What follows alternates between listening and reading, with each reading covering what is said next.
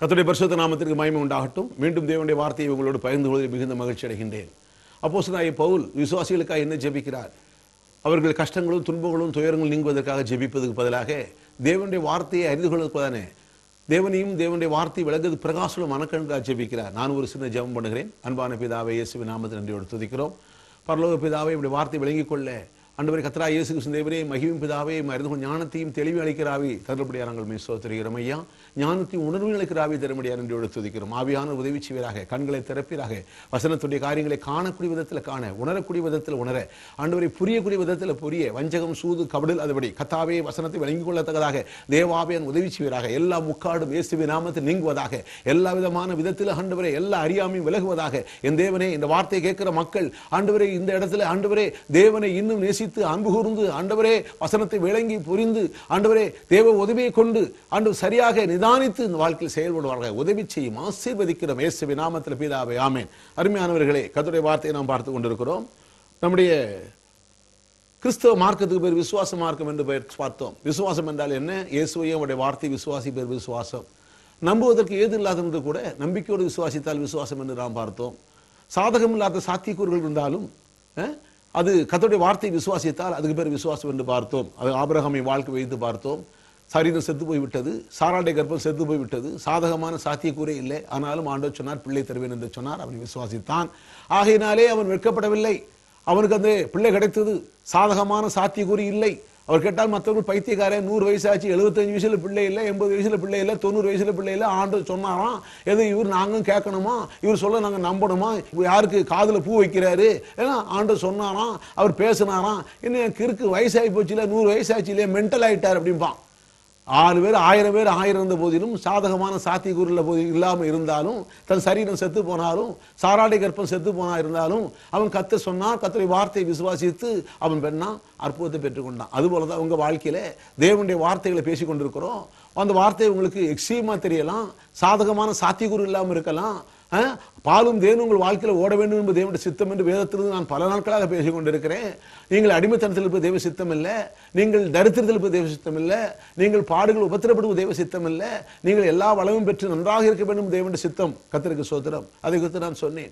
இயேசுநாதர் கூட சொன்னார், உலகத்திலே உங்களுக்கு உபத்திரம் உண்டு, ஆனால் உபத்திரம் உண்டு என்று சொன்னாரே ஒழிய உபத்திரம் தேவ சித்தம் அல்ல.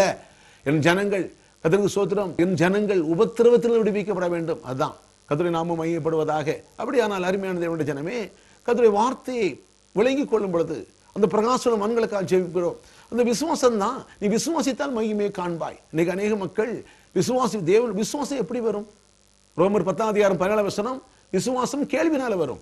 கேள்வி தேவனுடைய வார்த்தையை போதிப்பனால வரும். அப்ப தேவனுடைய வார்த்தையில் 2 பகுதி இருக்குது. ஒன்னு ஆசீர்வாதம், இன்னொன்னு சாபம். அது எங்க இருக்குது? உபாகமும் 30 வாசிக்கிறோம். ஏதோ ஆசீர்வாதத்தையும் சாபத்தையும் உனக்கு முன்னாலே வச்சேன். பரலோகத்தில் இல்லைங்க, உனக்கு முன்னாலே வச்சேன். நான் வாசிச்சு காட்டுறேன் பாருங்க. உபாகம புத்தகம் 30:19 ஆண்டவர் சொல்றாரு, இதோ நான் ஜீவனையும் மரணத்தையும், என்ன சொல்லுங்க, ஜீவனையும் மரணத்தையும் 30:19 ஆசீர்வாதத்தையும் சாபத்தையும் உனக்கு முன் வைத்தேன். பரலோகத்தில் இல்லைங்க, உங்களுக்கு முன்னால் இருக்குது.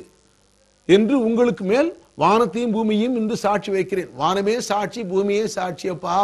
ஆசீர்வாதமும் சாபமும் ஜீவனும் மரணமும் இங்கு உனக்கு முன்னால்தான் இருக்குது. அது உங்ககிட்ட தான் இருக்குது. இப்ப நீ தான் அதை தெரிந்து கொள்ளணும். என்கிட்ட இல்லை, என்கிட்ட இல்லை, எல்லாம் உனக்கு முன்னால தான் இருக்குது. நீ ஆசீர்வாதமா இருக்கணும்னா ஆசீர்வாதமா எடுத்துக்கலாம், சாபமா வேணும்னா சாபமா இருக்கலாம். அதுக்கு வேதத்தில் தான் இருக்குது. அதைத்தான் சொல்றாரு, ஆசீர்வாதத்தையும் சாபத்தையும் உனக்கு முன் வைத்து. மறந்துடாதீங்க, சொல்லுங்க, எனக்கு முன்னாலே ஆசீர்வாதமும் சாபமும் இருக்குது. வானம் சாட்சியாக, பூமி சாட்சியாக ஆண்டவரே சொல்லிட்டாரு, எனக்கு முன்னால சாபமும் ஆசீர்வாதம் இருக்குது. இப்ப நான் எதை எடுக்க போறேன்? அதான் கேள்வி. கொஞ்சம் ஆசீர்வாதத்தை கொஞ்சம் சாபத்தை எடுத்தா எது வேலை செய்யும்? ஆசீர்வாதம் வேலை செய்யாது, சாபம் தான் வேலை செய்யும், இல்லைங்களா? என்ன வாசிக்கிறேன் பாருங்க, திருப்பி வாசிக்கிறேன். உபாகம் 30:19 நான் ஜீவனையும் மரணத்தையும் ஆசீர்வாதத்தையும் சாபத்தையும் உனக்கு முன் வைத்தேன் என்று உங்கள் மேல் வானத்தையும் பூமியையும் இன்று சாட்சி வைக்கிறேன். ஆகையால் நீயும் உன் சந்ததியும் பிழைக்கும்படிக்கு நீ ஜீவனை தெரிந்துகோ. ஐடியா கொடுக்கிறாரு, ஜீவனை தெரிந்துகோ. வேதத்திலிருந்து ஜீவனை தெரிஞ்சுக்கோ. எதெல்லாம் ஜீவன் அதை தெரிஞ்சுக்கோ. எல்லாத்தையும் எடுத்து பேசிட்டு இருக்காத. நற்காரியங்களை சுவிசேஷமா அறிவீங்க, இல்லைங்களா? சாபத்தையும் பேசி பைபிள் அதுதான் இருக்குது, அது இருக்கட்டுமே. ஆனா எதை பேச சொல்லுகிறார்? ஜீவனை தெரிந்துகொள், கர்த்தர் உன் பிதாக்களாகிய ஆபிரகாமுக்கும் ஈசாக்குக்கும் யாக்கோபும் கொடுப்பேன் என்று அவர்களுக்கு ஆணையிட்டு கொடுத்த தேசத்திலே குடியிருக்கும்படிக்கு உன் தேவனாய் கர்த்தரில் அன்பு கூர்ந்து அவர் சத்தத்துக்கு செவி கொடுத்து அவரே பற்றிக் கொள்வாயாக, அவரே உனக்கு ஜீவனும் தீர்க்க ஆயுசுமானவர் என்றார். அவர் தான் இயேசு. நமக்கு யாரு ஜீவன்? நானும் ஜீவன் உண்டாயிருக்கவும் அந்த ஜீவன் பரிமாணப்பட வந்தேன். ஜீவன்ல தரித்திரம் இல்லைங்க, இயேசுவில குறைவில்லை, நிறைவு. அதான் சொல்ற, நான் ஜீவன் உண்டாயிருக்கவும் அந்த ஜீவன் பரிமாணப்பட வந்தேன். வருத்தப்பட்டு குறைவில் இருக்கிறவர்களே, தாழ்ச்சியில் இருக்கிறவர்களே, தோல்வியில் இருக்கிறவர்களே, எல்லோரும் என்னிடத்துல வாருங்கள், நான் உங்களுக்கு இளைப்பாறு தருவேன். என் நுகத்தை ஏற்றுக்கொண்டு என்னிடத்தில் கற்றுக்கொள்ளுங்கள். என் நுகத்தை ஏற்றுக்கொண்டு என் உபதேசத்தை ஏற்றுக்கொண்டு என்னிடத்தில் கற்றுக்கொள்ளுங்கள். கர்த்தருக்கு ஸ்தோத்திரம். யாரை பார்த்து பேசுகிறார்? வேதத்தை அறிந்த வேதபாரகர்களே, பரிசேயர்களே, வேதத்தை அறிந்தவர்களே, யோவான் சாங்கல் வரைக்கும் தான் இந்த இதுக்கு. இப்போ நான் வந்துட்டேன். வேதம் சொன்ன ஆண்டவர், வேதத்துல யாரை பற்றி மேசியான்னு சொன்னார், அந்த மேசியா வந்திருக்கிறேன். இப்போ நானே வழி, நானே சத்தியம், நானே ஜீவன். ஆகையினாலே உன் பாரம்பரிய கொள்கையை விட்டு விட்டு, ஒன்றை உபதேசத்தை விட்டு விட்டு, அந்த கொள்கை, அந்த கோட்பாடு எல்லாம் விட்டு விட்டு, இப்பொழுது நான் சொல்ற வார்த்தை கேட்டு என் நுகத்தை ஏற்று என்னிடத்துல கற்றுக்கொண்டால், என் நுகத்தை ஏற்று என்னிடத்தில் கற்றுக்கொள்ளுங்கள். அப்பொழுது உங்கள் ஆத்மா இளைப்பாறுதல் உண்டாகும், உங்கள் வாழ்வுக்கு ஆசீர்வாதம் உண்டாகும். அதான் சொல்றாரு. இது நம்புறீங்களா? அதான் யோவான்ல சொல்லும்போது என்ன சொன்னார்? யோவான் 15ஆம் அதிகாரத்தில் இப்படி சொல்லுகிறார். 15:7 சொல்றார், நீங்கள் என்னிலும் என் வார்த்தையில் உங்களிலும் நிலைத்திருந்தால். நீ என்னில் நினைச்சிருக்கணும், அது என்கிட்ட வரணும், என்னில் நினைச்சிருக்கணும். என் வார்த்தை இடத்துல, வார்த்தையை விட்டு இயேசுவே இயேசுன்னு ஒன்றும் கிடைக்கல. நான் தான் சொன்னேன் இல்லையா, வார்த்தையில கட்டிட, வார்த்தையில கட்டணும், இயேசு மேல கட்டுறது இல்லை. எத்தனையோ மக்கள் பார்த்து இயேசுவே இயேசுவேன்னு சொல்லி பாவம் ஒன்றும் கிடைக்கல. நான் ஒரு காலத்தில் இயேசுவே இயேசுவே இயேசுவே இயேசுவே இயேசுவே, அதற்கு சொல்ல தரித்திரம் போல, கஷ்டம் போல, பாடு, துன்பங்கள், நெருக்கங்கள், கஷ்டங்கள், வார்த்தையை கத்துக்கிட்ட பிறகுதான் எல்லாம் மாறி போச்சு. நம்புறீங்களா? ஆகினால அருமையான ஜனங்களே, அப்போ வேதத்தை படிக்கணும். எதை படிக்கணும்?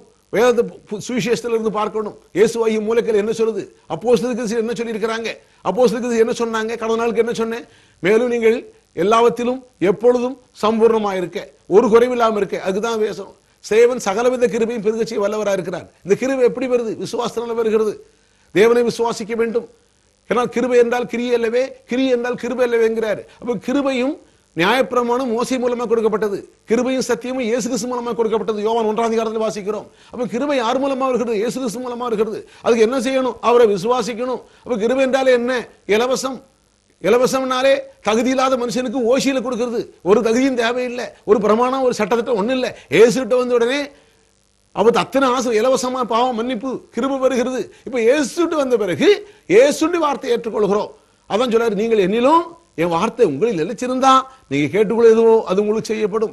அது மாத்திரமல்ல, கனி கொடுக்க ஆரம்பிச்சிடுவீங்க. இயேசுவோட நிலைச்சிருந்தா. நான் திராட்சை செடி, நீங்க கொடி. எப்படி கொடிக்கு கொடி தானா கனி கொடுக்கறது இல்லை. கொடி செடியிலும் தான் வருது, சத்து செடியிலும் தான் ஜீவன் வருது, செடியிலும் தான் வல்லமை வருது. கொடிக்கு ஒரு வல்லமையும் கிடையாது. அந்த கொடியை வெட்டி வச்சு பாருங்க, காஞ்சி கருவாடா போயிடும், ஒன்றும் கிடைக்காது. அப்ப அந்த கொடி கனி கொடுக்கணும்னா அது செடியில் இருக்கணும். திராட்சை கொடியில தான் கனியை பார்க்கிறோம். ஆனா உண்மை என்ன தெரியுமா? கொடி அந்த செடியிலும் தான் ஜீவன் வருது. உங்கள் வாழ்க்கையில் வரக்கூடிய கனி இயேசுல தான் வரணும்.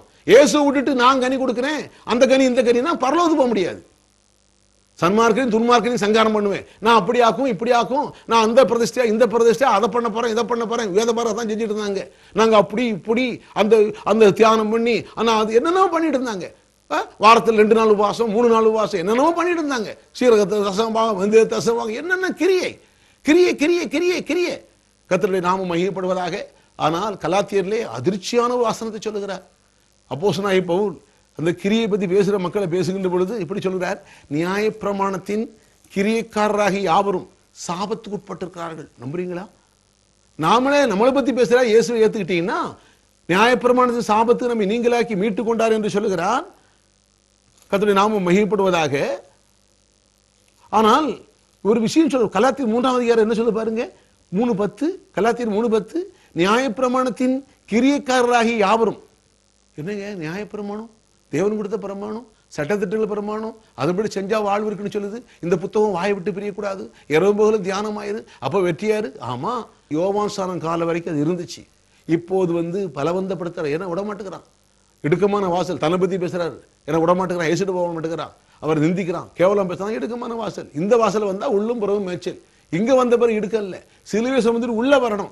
உள்ள வர வரைக்கும் சிலுவை, உள்ள வந்தோன்னு தூக்கி போட்டுட்டு ஆண்டவர்கிட்ட கொடுத்துட்டு பாரத்தையெல்லாம் அவர்களுக்கு கொடுத்துட்டு இப்ப ஆனந்த கூத்தாட வேண்டியதுதான். எனக்கு மீட்கப்பட்டவன். அதான் சொல்லுது ஏசியா சொன்னதான். ஏசியா 54 என்ன சொல்றாரு? கர்த்தருக்கு ஸ்தோத்திரம், இஸ்ரவேலின் பரிசுத்தர் ஒரு மீட்பர், சர்வபூமியின் தேவன் எனப்படுவார். உன் சிருஷ்டிகரே உன் நாயகர், உன்னை உண்டாக்குனவர் நாயகர். தீர்க்க தரிசனமா சொன்னார். அந்த நாயகர் தான் இயேசு. இயேசுவை பத்தி அங்க பேசுகிறது. ஏசாயா 53 இயேசுவை பத்தி, இயேசுவும் பாட பத்தி பேசுது. இப்போ ஏசாயா 54 அதிகாரத்துல அதான் சொல்றாரு, உன் சிருஷ்டிகரே, உன்னை உண்டாக்குனவரே. யார் உண்டாக்குனாரு உலகத்தை? கொலோசியர் 1:16 வாசிக்கிறோம். சகலமும் அவர் மூலமா, அவருக்காக, அவர் மூலமா வந்துச்சு. இந்த உலகம் அவரால் உண்டாக்கப்பட்டது. உண்டானது ஒன்று அவரால் எல்லாமே யாரும் உண்டாகவில்லை. இயேசுதான் உண்டாக்குனார். இது சிருஷ்டிகர், அவர் தான் நாயகர். இப்ப அவர் வந்துட்டார். அவர் வந்த பிறகு அவர் சேனைகளின் கர்த்தர். அவர் சாதாரண ஆளில் அவர் சேனையே வச்சிருக்கிறார். சர்வ சேனை வைக்குது. அவர் சர்வமின் தேவன். உன் சிருஷ்டிகரே உன் நாயகர், இஸ்ரவேலின் பரிசுத்தர், அவர் மீட்பர். அவர் உங்க மீட்கிறவர். எங்கிருந்து மீட்கிறார்? வறுமை, பாவம், சாபம், வியாதி, வறுமை, துன்பம், துயரம். அப்ப சத்தியத்தை அறியணும். அதான் பிரகாசமான கண்கள். என் தேவனே கண்களை திறக்கணுமே, இந்த கண்ணை விளங்கணுமே, புரியணுமே. சாபத்தும் ஆசீர்வாதம் உலகத்தில் இருக்குது, உனக்கு முன்னால் தான் இருக்குது. அதை எப்படி தெரிஞ்சு கொள்ளணும்? அதுதான் பேசிட்டு இருக்கிறேன். முதலா தேவனுடைய வார்த்தையை படிக்க வேணும்.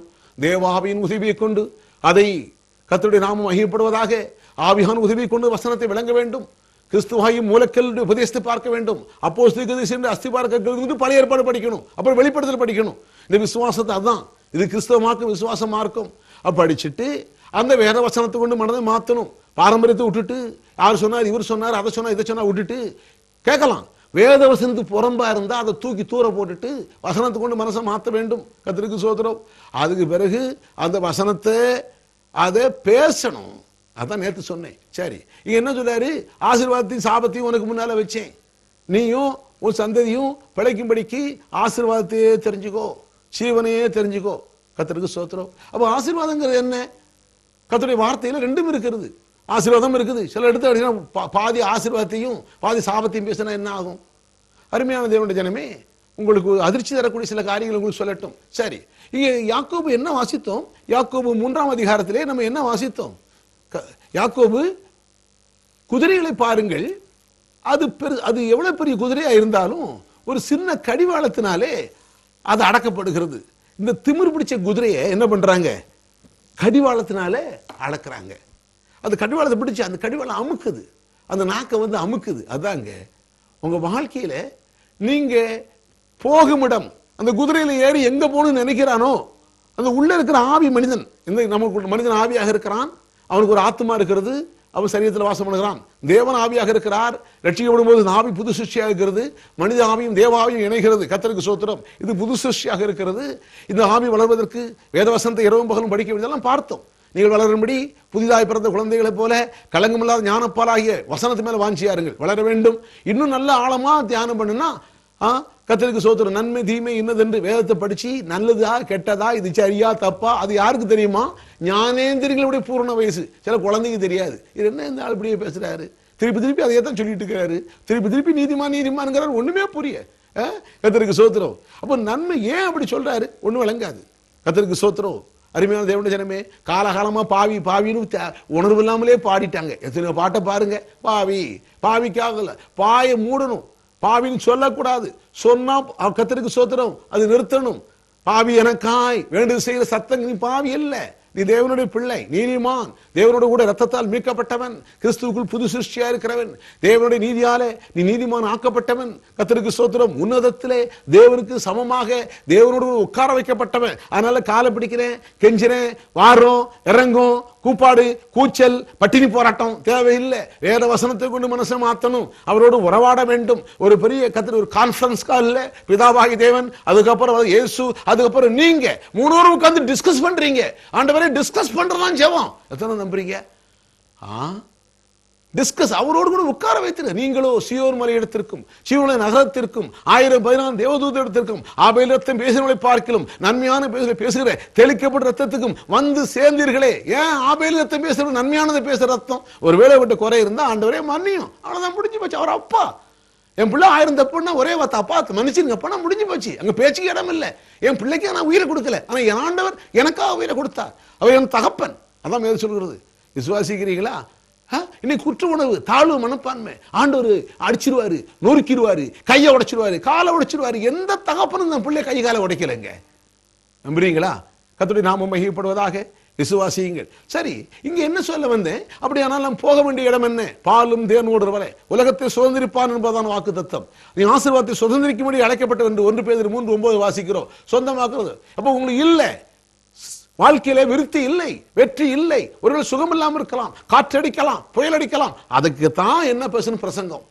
அதுதான் தொடர்ந்து பேச போறோம். இன்னும் எத்தனை ஆண்டுகள் பேசணும், பேசிட்டே இருக்கலாம், தினம் பேசிட்டே இருக்கலாம். இன்னும் கத்தருக்கு சித்தமானா இன்னும் கொஞ்சம் வசதிகளை இன்னும் கத்தர் கொடுக்கின்ற பொழுது இன்னும் காலையில் ஒரு கூட செய்தி கொடுக்கலாம். எப்படி ஜெபம் பண்ணணும், எப்படி ஜெபம் பண்ண கூடாது, எப்படி ஜெபம் பண்ண ஆபத்துல போய் முடியும், எந்த விதத்துல ஜெபம் பண்ணணும், இதெல்லாம் பார்ப்போம். கர்த்தருடைய நாமம் மகிமைப்படுவதாக. இங்க என்ன சொல்றாரு யாக்கோபு? என்ன வாசித்தோம்? அந்த குதிரை அது மேல ஏறி இருக்கிறவன் போவதுக்கு என்ன பண்ணது? முரட்டு குதிரையை அடக்கிறது, திருப்பி நடத்துது எது? அந்த கடிவாளம், அதுக்கு நாக்கு. உங்க வாழ்க்கையை எங்கே போக வேண்டும், எந்த வெற்றியை அடைய வேண்டும், அதை தெரிந்து கொள்வது நீங்க இல்லையா? குதிரை மேல ஏறிவிட்டு குதிரை எங்க போனாலும் போட்டும், அது எங்கேயாவது போட்டும், அப்படியா? இல்ல, எந்த ஊருக்கு போகணுமோ அங்கே ஏறி உட்கார்ந்து போறீங்க. அதே போல எங்க போக போறீங்க? ஆண்டவர் கேட்கிறார், ஜீவனையும் மரணத்தையும் ஆசீர்வாதத்தையும் சாபத்தையும் உனக்கு முன்னால வச்சேன். இந்த வேதவசனம் எங்க போக போற? நீ ஆசீர்வாதத்தை நோக்கி போக போறியா இல்ல சாபத்தை நோக்கி போக போறியா? ஹல்லேலூயா. சில ஏதோ போன போல கர்த்தர் பார்த்துக்கிடுவார். இல்லப்பா, கர்த்தர் பார்க்கறது இல்ல. யெகோவா ஈரே, கர்த்தர் இல்லப்பா, அது வேற விஷயம். அது சொன்னதே வேற விஷயம். அந்த யெகோவா ஈரே எந்த இடத்துல ஆபிரகாம் சொன்னான், அந்த இடத்துல யெகோவா ஈரேன்னு எப்போ சொன்னான், அது கர்த்தர் சித்தமா நான் பின்னால பேசுறேன். இதை வச்சுட்டு ஒண்ணுமே யெகோவா ஈரே கர்த்தர் பார்த்தது ஒரு நோக்கம் இல்ல, ஒரு திட்டம் இல்ல, ஒரு யெகோவா ஈரே அது இல்ல. அந்த வசனத்து விளக்கம் பின்னால பேசுவோம். அப்போ எங்க போனோம்? குதிரை மேல ஏறி எங்கேயோ போட்டும், யெகோவா ஈரே கர்த்தர் பார்த்துக்கிடுவார், போட்டும், குதிரை போட்டும், போகணும் மனம் போகிற போக்குல போடும், எங்கேயோ போய் நின்றுட்டு இருக்கும். அதான் எங்கே போக வேண்டும் என்று கர்த்தர் சொல்லுகிறார். ஆசீர்வாதத்தையும் சாபத்தையும் உனக்கு உண்டாக வைத்தேன், ஜீவனையும் மரணத்தையும் உண்டாக வைத்தேன், நீயும் உன் சந்ததியும் பிழைக்கும்படி ஆசீர்வாதம் தெரிந்து அதுக்கு நேர பிரயாணம் பண்ணு. அதுதான் இந்த குதிரை, இந்த சரீரத்தை என்ன பண்ணணும்? ஆசீர்வாதத்தை சுதந்திரிக்கணும், தேவனுடைய நாமம் மகிமைப்படணும், தேவனுடைய ராஜ்யம் கட்டப்படணும். அதுக்கு என்ன பண்ணணும்? கர்த்தர் வெறுங்கையில கட்டப்பட முடியாது. பரலோகத்தில் பொக்கிஷங்களை சேர்க்கணும். எப்படி சேர்க்க முடியும்? சும்மா வந்துருமா? பரலோகத்தில் பொக்கிஷங்களை சேர்ப்பது என்ன? கர்த்தருக்கு ஸ்தோத்திரம். சும்மா சேர்க்க முடியாது. இந்த டிவியில பேசணும் எவ்வளவு பணம் தேவைப்படுது. எத்தனை பேர் விசுவாசிக்கிறீங்க? இன்னும் எத்தனையோ இன்னும் பேசலாம், இன்னும் தமிழ்நாடு முழுவதும் வந்து டெலிகாஸ்ட் பண்ணலாம். பணம் வேணும். அப்போ நீங்க சம்பாதிச்சு விதைக்கணும், தாராளமா லட்சமா விதைக்கணும். கர்த்தருக்கு ஸ்தோத்திரம். நம்புறீங்களா? சும்மா உட்காந்து இந்த 5 பைசா 10 பைசா வச்சு வேலை பார்க்க முடியாது, இந்த 50 ரூபா 100 ரூபாய் வச்சு வேலை பார்க்க முடியாது. இது லட்சங்கள்ல விதைக்க வேண்டியது. கர்த்தருக்கு ஸ்தோத்திரம். அதான் ஆண்டவர் சொன்னார், நீ நிரப்பாத சகல நல்ல வசனம் நிரம்பி வீடுகளை தரங்கிறார், தோட்டங்களை தரங்கிறார், துறவுகளை தரங்க. எதற்காக தரங்கிறார்? உன் ஆடு மாடு பெருகும், பொன்னு வெள்ளியும் பெருகும், தானியம் பெருகும், திராட்சை தரப்பு. இந்த வசனத்தை விளங்கிக்கிட்டால், இந்த வேத வசனத்தை இதயத்தில் பயிரிட்டு, இந்த வேத வசனத்தை கொண்டு கர்த்தருக்கு ஸ்தோத்திரம், அதை மனதிலே மறுரூபமாக்கி தரித்திரங்கள் எண்ணங்கள் தோல்வியான எண்ணங்களை தூக்கி தூர போட்டு விட்டு இந்த வேத வசனத்தை கர்த்தருக்கு ஸ்தோத்திரம் வாயில வைத்து பேச ஆரம்பிங்க. அதுதான் சொல்றாரு. அப்போ எதையும் மனம் எல்லாம் போட்டா வாழ்க்கையே மாறும். புது புது கண்டுபிடிப்பு வருங்க, ஐடியாக்கள் வருங்க. நீங்க எல்லாமே நான் தரித்து பணமே இருக்கக்கூடாது, இந்த பூமி எனக்கு சொந்தம் இல்லை, இந்த பூமியில எனக்கு மனசு இல்லை, இந்த பூமி எனக்கு வேண்டாம், இது குப்பை. அருமையான இந்த பூமி நம்ம பூமிங்க. நீங்க அப்படி சொல்லி சொல்லியே ஒண்ணும் இல்லாம போயிட்டாங்க. சகல மனுஷனுக்கும் ஜீவனி சுவாசத்தை சகலத்தை அவர்தான் கொடுக்கிறாராம். ரோட்ல போற மனுஷன் பாருங்க, இன்னைக்கு என்ன மாதிரி வீடு பங்களா கார் வச்சிருக்கிறான், எவ்வளவு வசதியா இருக்கிறான். ஏவன் பிள்ளை தேவனை உடையவர்கள், வாக்குத்தத்துக்கு சொந்தக்காரர்கள், மற்ற எல்லாத்தோட தலை சிறந்தா இருக்க வேண்டியவர்கள் இன்னைக்கு எல்லாத்துக்கும் முன்னால குறைவிலையும் தாழ்விலையும். காரணம் என்ன? காலகாலமாய் மனதிலே தரித்திரத்தை அரவணைத்துக் கொண்டிருக்கிறார்கள், குப்பைகளை அரவணைத்துக் கொண்டிருக்கிறார். இயேசுவின் நாமத்தில் கண்கள் திறக்கப்படட்டும். பரிசுத்த ஆவியானவரே கண்களை திறப்பீராக. எல்லா குப்பைகளும் இயேசுவின் நாமத்தில் மனதை விட்டு தூக்கி எறியப்படுவதாக. இந்த நேம் ஆஃப் ஜீசஸ் முக்காடு விலகுவதாக, கண்கள் திறக்கப்படுவதாக. இயேசுவின் நாமத்தில் கண்களுக்கு வெளிச்சம் உண்டாவதாக. ஆமென். சரி, கர்த்தருக்கு ஸ்தோத்திரம். இப்ப என்ன சொல்லுகிறேன்? அருமையான தேவனுடைய ஜனமே, என்ன சொல்லுகிறார்? அப்ப அந்த குதிரை எங்கேயோ போறது, எங்க போக வேண்டும்? ஆசீர்வாதத்தை நோக்கி போக வேண்டும். கர்த்தருக்கு ஸ்தோத்திரம். உலகத்தை சுதந்திரிப்பான்ங்கிற வாக்கு தத்தம். அதான் எபிரேயர் 6 என்ன வாசிச்சோம்? திருப்பி சொல்றேன், ஏன்னா மீண்டும் அதான் சொல்றேன். எழுதப்பட்ட வசனத்தை பேசுறேன், மறந்துடக்கூடாது. நீ அசதியாயிராமல் சும்மா உட்காந்து பரவாயில்லைங்க, கர்த்தர் பார்த்துக்கிடுவாரு, எதுவும் பார்த்துக்கிடுவாரு. ஒண்ணு அசதியா ஒரு சோம்பேறி மாதிரி இல்ல, ஒரு சுறுசுறுப்பு இருக்கணும், அதிகாலையில் எந்திரிக்கணும். அதான் ஆண்டவர் சொன்ன, சோம்பேறியே எவ்வளவு நேரம் தூங்குவேன்? சோம்பேறித்தனம் தூங்கிக்கிட்டு வேலை வெட்டி பார்க்காம ஒரு வேலையும் செய்யாம கர்த்தருக்கு ஸ்தோத்திரம் பைபிளை தூக்கி இடுக்கல வச்சுக்கிட்டு தோத்திரம் இல்ல. சோம்பேறியே எவ்வளவு நேரம் தூங்குவேன்? எந்திரி, போயிட்டு சோம்பேறி தூங்கிட்டு இருந்தேன்னா என்ன ஆகும்? ஒன்று தரித்திரம் வழி போகனால பிடிச்சிக்கிடுமா, ஒரு ஆயுதம் அணிஞ்சோம்னா பிடிச்சிக்கிடும். அப்போ சோம்பேறியா இருப்ப தேவ சித்தமா? சுறுசுறுப்பா இருக்கணும், அதிகாலையில் எந்திரிக்கணும். இதை நீங்க அறிக்கை பண்ணா, நான் தேவனுடைய பிள்ளை, நான் சோம்பேறி இல்லை, நான் சுறுசுறுப்பா இருப்பேன், எனக்கு திட்டங்கள் வரும், எனக்கு ஐடியாக்கள் வரும், கர்த்தர் எனக்குள்ள இருக்கிறா, ஆற்றலை கொடுக்கிறவர், ஞானத்தை கொடுக்கிறவர், திறமையை கொடுக்கிற எனக்குள்ள. இதாங்க ஜீவனை தெரிஞ்சு கொள்றது. இதை விட்டுட்டு பரவாயில்ல கர்த்தர் பார்த்துக்கிடுவார், வேலை வெட்டி போறது இல்லை. ஒரு நண்பன் எனக்கு தெரியும், மிகவும் கஷ்டப்பட்ட சகோதரன். அவனை ரட்சிப்பில் நடத்தின உடனே அப்புறம் பார்த்தா ரொம்ப மோசமான நிலையில் இருந்தான். அப்போ என் ஷூவெல்லாம் கொடுத்து, செருப்பெல்லாம் கொடுத்து, அவன் கடைசி ஒரு நல்ல வேலையெல்லாம் வாங்கி கொடுத்தோம். நல்ல சம்பளம் வந்துச்சு. வந்த உடனே பார்த்தீங்கன்னா கர்த்தர் பார்த்து, வந்த உடனே சம்பளம் வந்த உடனே 3 நாள்ல தின்னுபிடுவாங்க. கறி, மீன், முட்டை ஒரே நாள் திங்க வேண்டியது. எப்பா இப்படி சிங்க ஒரு மாசம் முழுவதுக்கெல்லாம் இல்லை. அது கர்த்தர் பார்த்துனாரு பிரதர். அது விதைக்கதும் இல்லை, அறுக்கதும் இல்லை, சேர்த்து வைக்கதும் இல்லை. அப்பா எப்படிப்பட்ட வெளிப்பாடு பார்த்தீங்களா? அன்னைக்கே திங்க வேண்டியது. அப்ப ஊரெல்லாம் கடனை வாங்கி கடனை கொடுக்கறதே இல்லை, கண்ணாபண்ணான்னு திட்டுறாங்க. ஊரே கொஞ்ச நாள் இருந்து ஊரை விட்டு ஓடி போயிட்டாரு. இதான் கத்துட்டு மாமா விளங்குறது இல்லை. அதான் ஆண்டவர் சொல்றாரு, சோம்பேறி எப்படி இருக்கிற? ஞானம், திட்டம், தேவன் ஞானமாக இருக்கிறார். 1 Corinthians 1:31 கிறிஸ்து நமக்கு ஞானமும் நீதியும் பரிசுத்தம் மீட்புமானார். அவர் ஞானம் உண்டு. அவருடைய வார்த்தை சொல்ல, கிறிஸ்தியனுக்கு ஞானம், கிறிஸ்தியனுக்கு நீதி, கிறிஸ்தியனுக்கு மீட்பு, கிறிஸ்தியனுக்கு பரிசுத்தம். உங்களுக்கு பரிசுத்தம் இல்லையா? கிறிஸ்தியனுக்கு பரிசுத்தம், கிறிஸ்தியனுக்கு ஞானம், சம்பாதிக்க ஞானம், உலகத்தில் வாழ ஞானம். எத்தனை விசுவாசிக்கிறீங்க? அதான் சொல்லாரு, சோம்பேறியே எப்படி இருக்க போற? அப்போ இந்த சரீரத்தை என்ன செய்யணும்? திருப்பி நடத்தணும். அதான் வேதம் சொல்லுது, எறும்பை போய் பாரு, விலங்குலாம் எறும்பை போய் பாரு. அதுக்கு தலைவனும் இல்லை, ராஜாவும் இல்லை. அது என்ன பண்ணுது? கோடை காலத்துல சம்பாதிக்குதான், அறுப்பு காலத்துல சேர்த்து வைக்குதான். நம்ம கர்த்தருக்கு ஸ்தோத்திரம். அதான் பவுல் சொல்றாரு, நாங்கள் எபேசு சபை மூப்பர்ல கூப்பிட்டு, எப்ப நான் 3 வருஷம் ஊழியம் பண்ணினேன், ஒருத்தன் இலவசமா சாப்பிடல, நான் உங்களுக்கு ஒருவனுடைய பொன்னி வெள்ளி இச்சிக்கல, உங்களுக்கு தெரிஞ்சிருக்கிறபடி. இல்லையா? அப்போ சொன்ன வாசித்தோம் 20ஆம் அதிகாரத்தில். இல்லையா? உங்களுக்கு தெரிஞ்சிருக்கிறபடி எனக்கும் என்னோடு கூட இருந்தவங்களுக்கும், இவருக்கு மாத்திரம் வேலை செய்யலாம், என்னோடு கூட இருந்தவர்களுக்கும் இந்த கைகளை வேலை பார்த்துச்சு அப்படிங்கிறார். ஒரு ஊழியக்காரர் என்ன மாதிரி ஸ்டார்ட் சொல்றாரு பார்த்தீங்களா? என்ன ஆசீர்வாதம்! அதான் மகிமையான ஊழியம். ஊழியத்துக்கு வந்துட்டேன்பா, இன்னும் நான் வேலையை செய்ய மாட்டேன்பா. இன்னும் பாருங்க, இந்த மனசு பாரம்பரியம் என்ன பண்ணுச்சு? ஊழியம்னா ஃபுல் டைம், இன்னும் வேலையே பார்க்க மாட்டேன், இதெல்லாம் செய்ய மாட்டேன், பைபிளை தூக்கிட்டு தான் போவேன். அப்படியா? இது என்ன சொல்லிக்கா பாருங்க. பவுல் என்ன சொல்லுகிறார்? கர்த்தருக்கு ஸ்தோத்திரம். அவர் சொல்றாரு, எபேசு மூப்பரை கூப்பிட்டு, எபேசு பட்டணத்தில் பெரிய மாற்றம், பெரிய கலவரம். அந்த மூன்று அந்த மக்கள் மூப்பரெல்லாம் கூப்பிட்டு, ஐயா அங்க வாங்க, நான் 3 வருடங்கள் உங்க மேல இரவும் பகல் கண்ணீரோட புத்தி சொன்னோம், வேதவசனம் சொன்னோம், வாங்குவதை பார்ப்பிலும் கொடுப்பது உத்தமம் என்று சொல்லி. கர்த்தருக்கு ஸ்தோத்திரம். நாங்கள் 3 வருஷம் ஊழியம் பண்ணினோம், உங்களுக்கு தெரிந்திருக்கிறபடி. அதான் சொல்றாரு, உங்களுக்கு தெரிந்திருக்கிறபடி எனக்கும் என்னோடு கூட இருந்தவர்களுக்கும் இந்த கைகள் வேலை பார்த்து, இவர் வேலை பார்த்து, இவர் சாப்பிட்டு, இவன் கூட சாப்பிட்டு சுவிசேஷம் பேசி அவர் பண்ணாராம். அது ஏன்?